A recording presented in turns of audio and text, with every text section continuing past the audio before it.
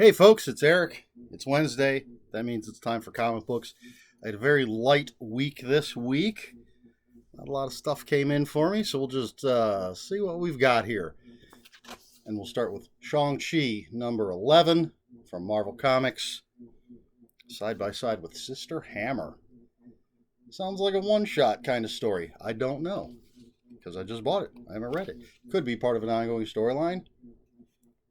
I have no idea. But it's Shang-Chi, character I love.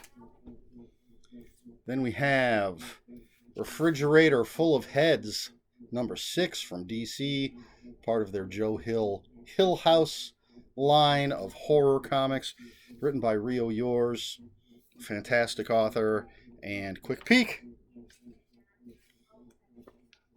Looks like that's the end. Last issue. Great stuff. Sequel to Basket Full of Heads. And then we have The Nice House on the Lake, number something, book 8 of 12. This is DC Black Label.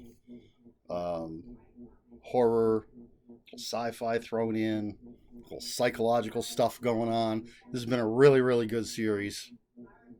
I recommend picking it up. I think it's going to be in 2 collected editions, I believe, if you prefer to go that route. Then we have Blue and Gold from DC Comics, issue 8 of 8, the end of the road for Blue Beetle and Booster Gold. I hope these guys come back in some capacity if we get another mini series or something, because I love these characters, and this has been a fun book. And then we have Catwoman Lonely City, book 3, DC Black Label, oversized. Again, I think this is the last issue. It just says end of book 3. It does not say the end. Oh, there we go. There's a book 4. Always dig the Black Label stuff. Excuse me. So that's everything that came in for me that was on the invoice. There was one thing, I guess the shop, Comics Argo, Sheffield, Ohio. They didn't get a box of stuff, and one of the things that would have been pulled for me was supposed to be in that box, so I didn't get it. But I got a couple other things. I picked this up for my nephew because I am, in fact, the world's greatest uncle. He's been watching the Moon Knight TV show on Disney Plus and had lots of questions, was curious, and so this came out a few weeks ago, I think. It's Marvelverse Moon Knight. It's just a little tiny trade paperback. It's a good primer for people who are interested in Moon Knight. It's got his very first appearance in Werewolf by Night 32 and 33. And then it's got Moon Knight number 13 from the run in the 80s. Moon Knight Annual number 1 from the 2019 run. And then Amazing Spider-Man number 220 is what it looks like. So you get a little taste of some Moon Knight. I know in the Moon Knight 13 has Daredevil in it. Of course, Spider-Man has Spider-Man in it. And the annual has Kang, a very cool character. So, yeah, I just grabbed this for my nephew so he can just get a little taste of what Moon Knight's all about. And then the comic shop proprietor was kind enough to point out they had a new box of collected editions that were half off.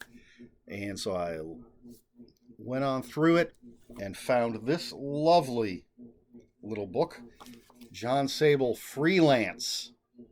This is created, written, and illustrated by Mike Grell. I'm a fan of Mr. Grell's work.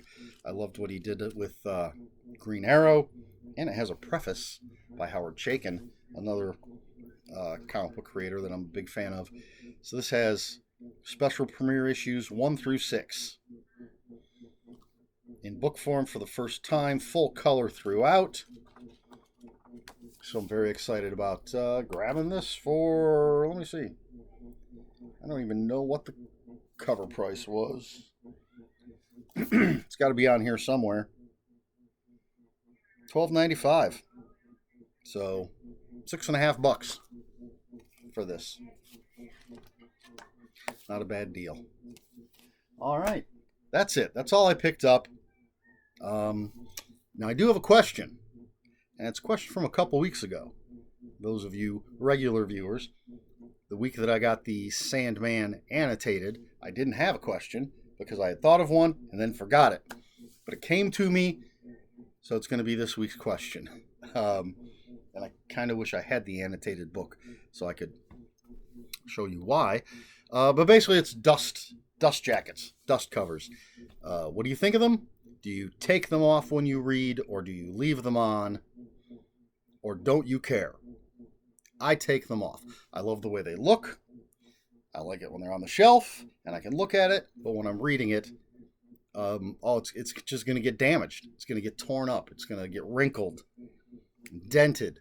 So I take it off my hardbacks, I set it aside somewhere safe, and then I put it back on when I'm done reading.